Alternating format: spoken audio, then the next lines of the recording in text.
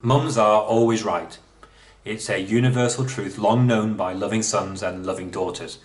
So when my own mum said, "Why are you marking World Environment Day? Why are you talking about climate breakdown?" when society and councils are still battling coronavirus, it makes you stop and think. But the very measures which will enable safe social distancing when the city centre reopens, when non-essential businesses reopen, are the same measures which will help to encourage active and sustainable transportation, which will help to address our climate breakdown and continue to clean up our dirty air.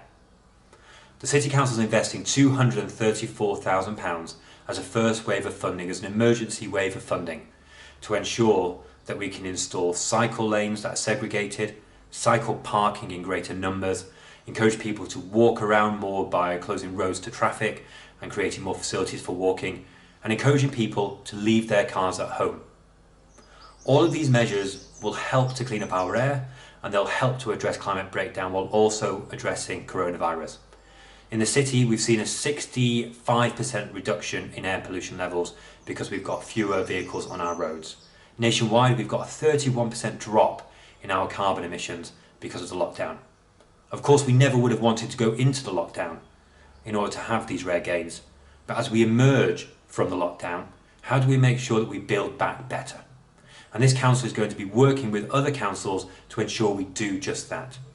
We've convened a citizens' assembly on climate change within the last year to hear directly from people about how they want us to build a zero carbon city, how they want to encourage people to be zero carbon citizens, how they want this council to be a zero carbon council.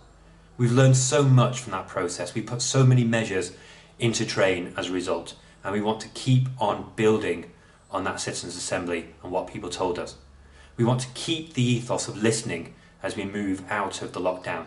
So we want to hear from people in the city, our citizens, about how they want us to both tackle coronavirus and build back better by addressing our climate breakdown. That can't just be a city-wide effort. It also has to be a county-wide effort.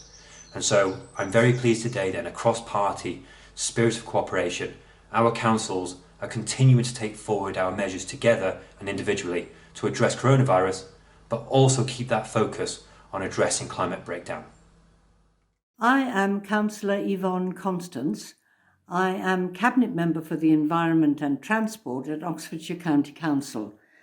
Oxfordshire County Council takes environmental issues extremely seriously, and we make climate action the priority in all our decision making. For the county, we know that climate change matters to residents, and we've taken some very bold decisions in Oxfordshire County. For instance, we have introduced the proposal for the first zero emission zone in Oxford City. We have major plans for congestion management in the next year or two, and we are also investing £400 million in LED street lighting to reduce the impact of electricity on climate gases. I think that will save, the note here tells me 6,000 tonnes of CO2.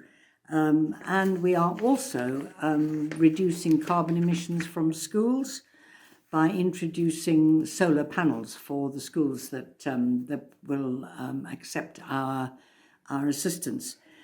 The coronavirus pandemic is an opportunity to reflect on the work that has been done and that can be done in the future.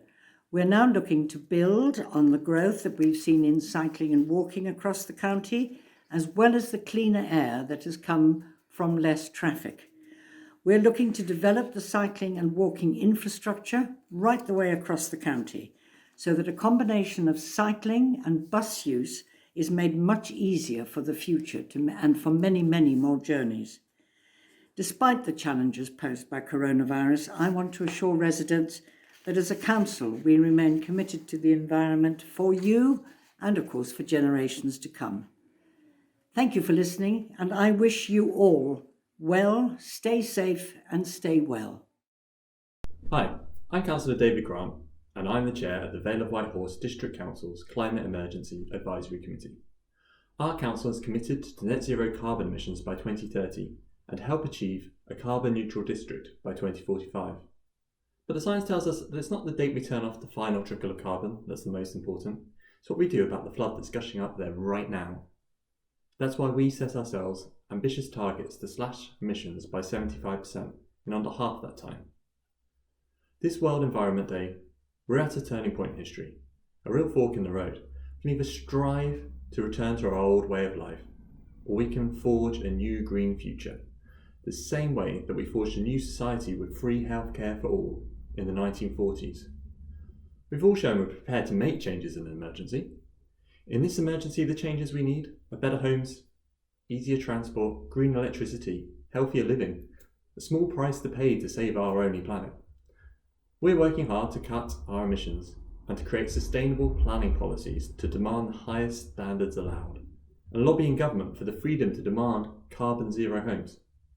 But we can't meet our goals alone, and we need to work with everybody to build a carbon zero Oxfordshire. So stay safe, let's get together, look out for one another and our planet.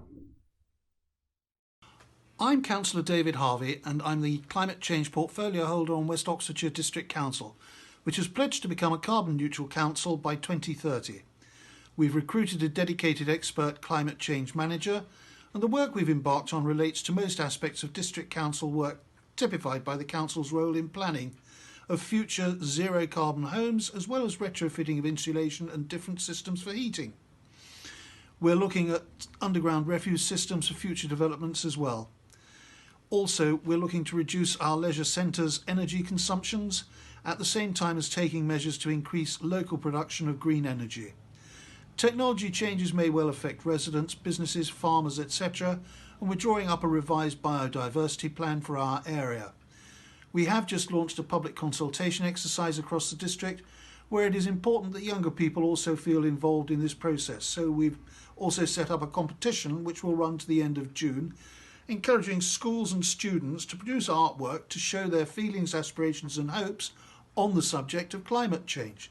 This can be a painting, video, rap, a play or virtually any art form. The COVID-19 pandemic has caused most people to adjust their lives, and there will be a large amount of revised data for us all to consider, including, for instance, the effects on traffic reduction on our air quality. We are assessing our own energy usage in all council buildings and vehicles. The lockdown has produced an upsurge in cyclists, and we need to look to see how this too can be encouraged and managed. It is great to be involved in something as dynamic as this on World Environment Day. Thank you.